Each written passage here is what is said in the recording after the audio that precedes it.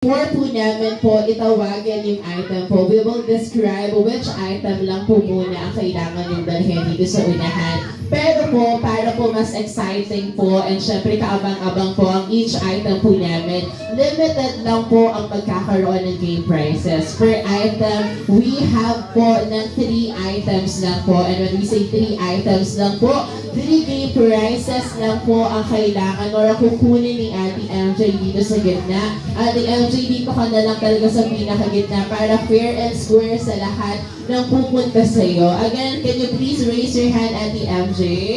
Again, may energy na yung birthday celebrant natin. Say hi to our birthday celebrant na si Baby Margaret.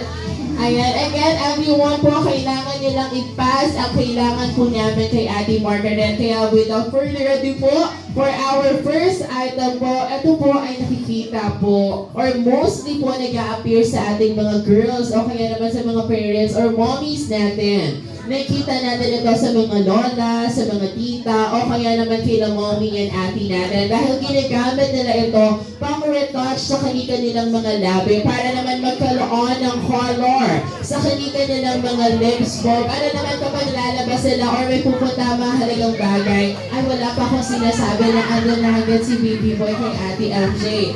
Later, pag sinabi ko na ang mismong item, ayan na din agad, balik mo na kayo sa inyong mga upuan, kids. Ayan, balik mo na kayo sa inyong mga parents po.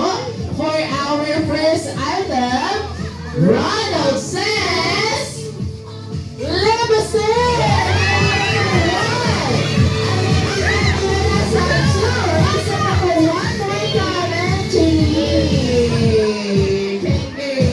Congratulations po! Dapat kayo kay Ate MJ para i-retrieve ang inyong game prizes po.